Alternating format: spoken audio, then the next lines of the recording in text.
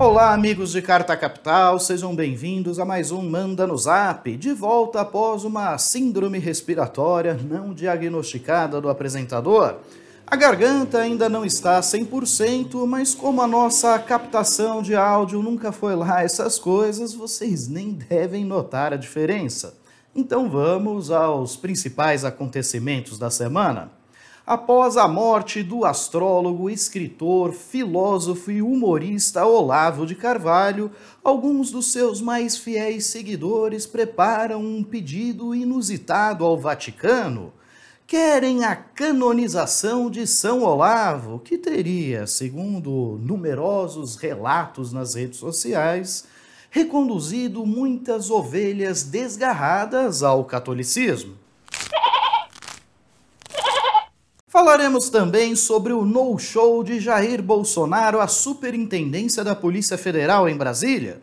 Por determinação do ministro Alexandre de Moraes, do Supremo Tribunal Federal, ele deveria ter comparecido para prestar um depoimento sobre o vazamento de dados sigilosos de uma investigação.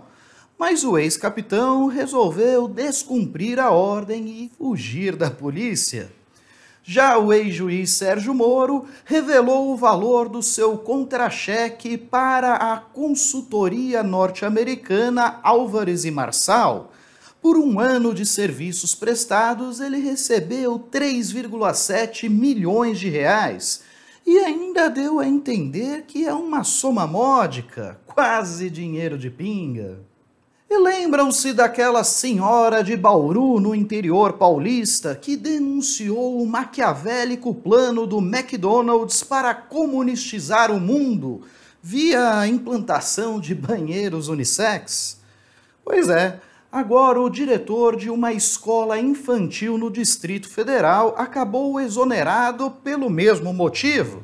Só que o tal banheiro sem gênero era apenas uma fake news compartilhada por um parlamentar bolsonarista. Preparados para o Freak Show? Então retirem logo as crianças da sala e reforcem a dose de antiácido que o programa já vai começar.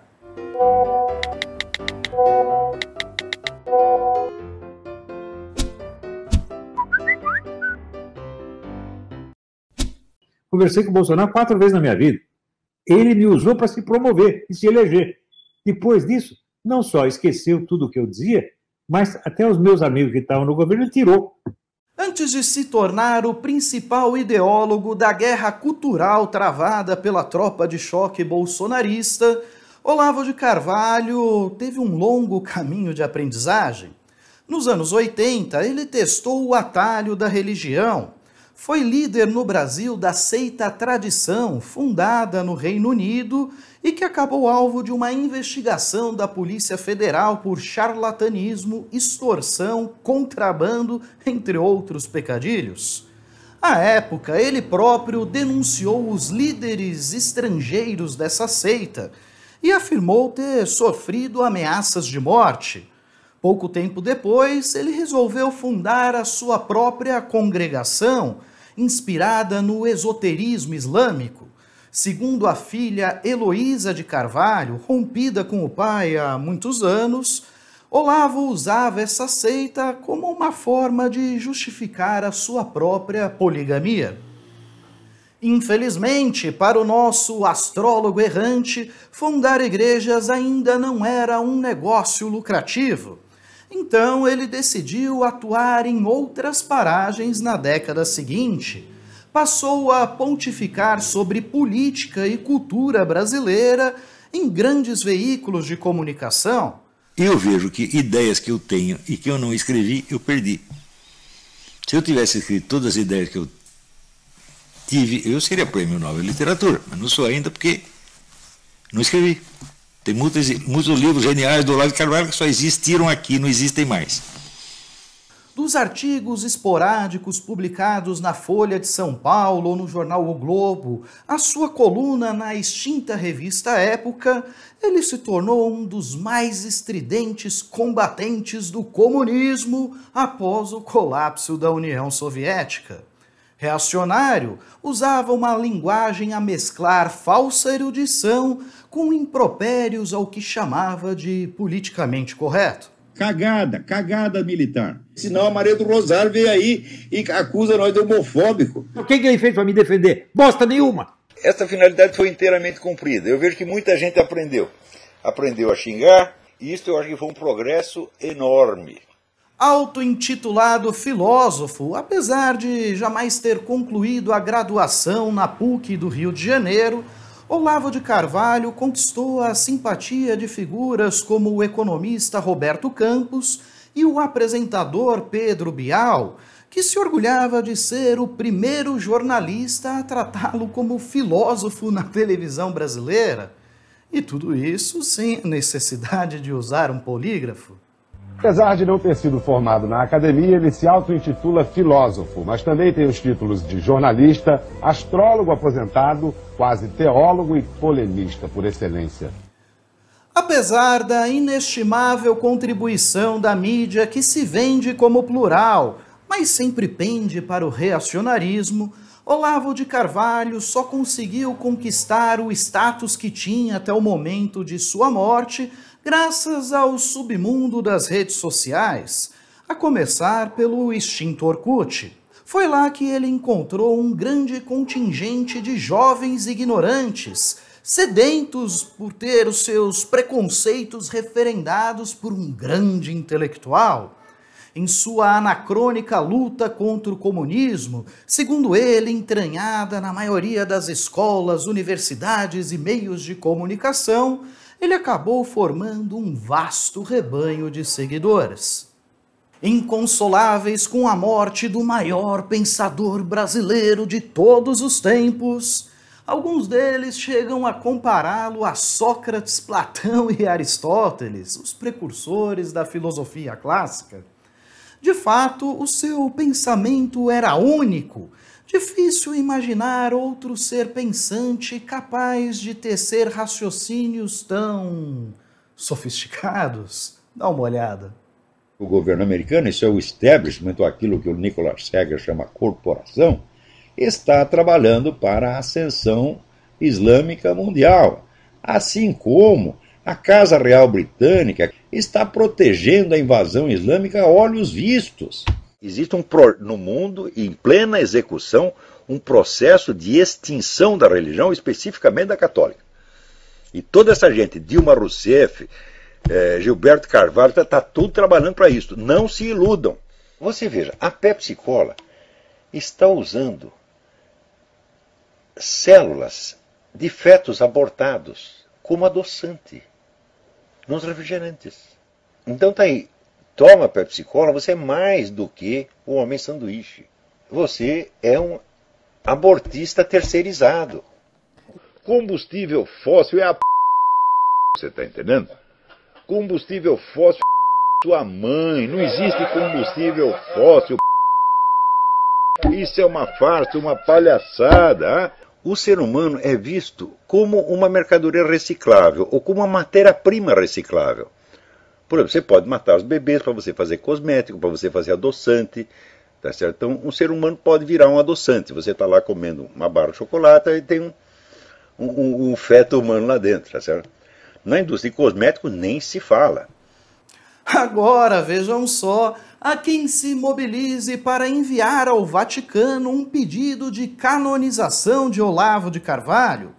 É o caso do psiquiatra bolsonarista Ítalo Marcilli, que chegou a ser cotado, pasmem, para chefiar o Ministério da Saúde no governo Bolsonaro. O médico diz estar coletando relatos nas redes sociais de pessoas que se converteram ao catolicismo por influência do nosso Aristóteles da Pepsi Cola abortiva, e jura de pé junto ter coletado mais de 5.000 relatos. São Olavo só não era muito bom nas profecias. Desde o início, minimizou a gravidade da pandemia do coronavírus. Chegou a colocar em dúvida se alguém realmente havia morrido em decorrência da doença.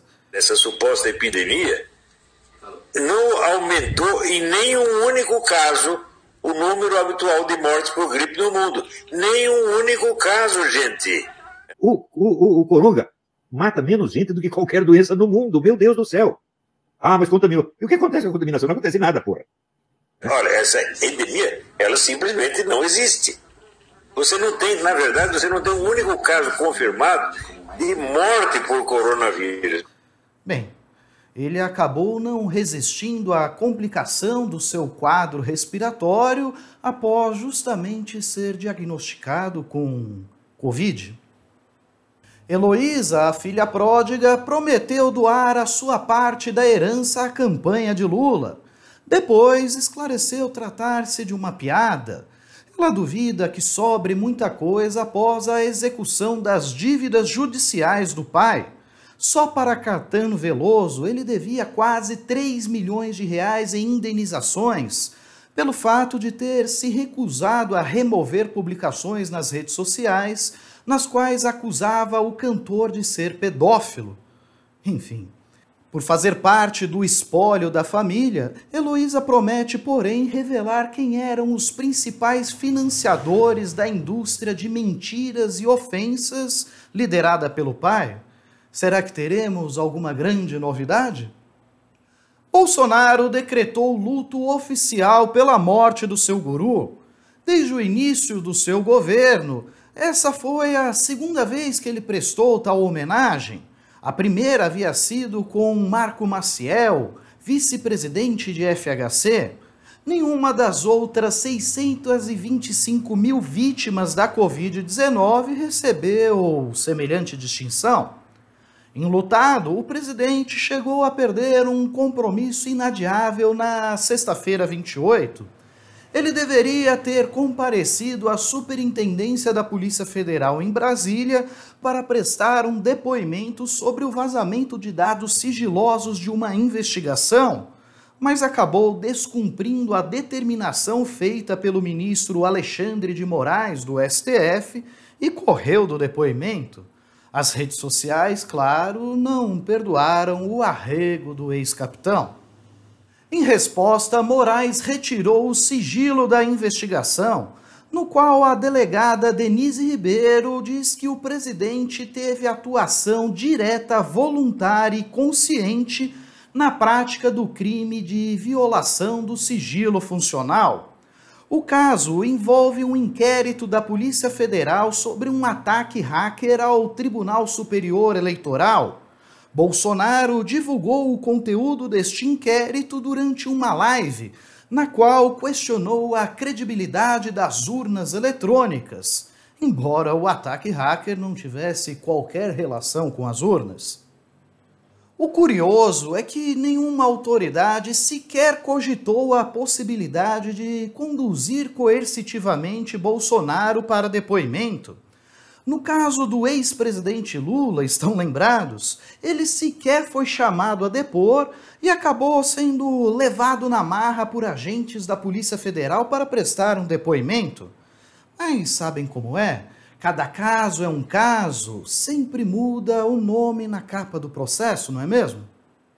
A condução coercitiva de Lula foi determinada pelo então juiz Sérgio Moro, que acaba de vir a público esclarecer o quanto recebeu por 1 ano de trabalho na consultoria norte-americana Álvares e Marçal, 3,7 milhões de reais, entre salários, bônus e penduricalhos. Moro lamentou ter de expor os dados dos seus negócios na iniciativa privada, mas o fato é que a empresa atuou em favor de empreiteiras condenadas na Lava Jato, lucrou mais de 42 milhões de reais com elas. O ex-juiz jura sequer ter chegado perto desses casos, mas, parafraseando o Moro de outros tempos, ele tem como comprovar os serviços prestados? Se não atuou em favor das empreiteiras, fez o que ao longo deste 1 ano de trabalho? Em vez de esclarecer esses pontos, Moro resolveu jogar para a plateia. Disse querer saber dos rendimentos de Jair Bolsonaro e Lula, seus principais adversários na corrida presidencial deste ano. Não é uma maravilha? Moro passou quase 5 anos quebrando os sigilos fiscal e bancário de Lula e de seus familiares, com vazamentos quase instantâneos na mídia lavajatista. Quer saber mais o que sobre o ex-presidente? A propósito, os 3,7 milhões de reais que ele recebeu da Álvares e Marçal corresponde a quase o dobro do valor estimado do tríplex atribuído a Lula, embora o ex-presidente não tenha passado sequer uma noite no imóvel. O caso do tríplex, por sinal, acaba de ser arquivado definitivamente pela Justiça. É mais uma farsa da Lava Jato a ruir aos olhos de todos. Enquanto isso, o diretor de uma escola de educação infantil do Paranoá, no Distrito Federal, foi exonerado do cargo após o pastor e deputado federal Júlio César Ribeiro, do Republicanos, denunciar que ele implantou um banheiro sem gênero no local. O servidor foi sumariamente dispensado pela Secretaria de Educação, só que o tal banheiro unissex era para crianças de 4 a 5 anos portadoras de necessidades especiais e que, portanto, só poderiam ir ao sanitário acompanhadas de professores ou monitores. Todos os demais banheiros da escola, para crianças ou funcionários adultos, permanecem separados por gênero. O diretor foi vítima de uma fake news. Bem, e no programa da semana passada sobre o dízimo de Jair Bolsonaro, os 10% da inflação do ano passado, nós recebemos mais de 800 comentários. Selecionamos alguns deles para o quadro Best Hater Forever, especialmente dedicado aos fãs que adoram nos odiar.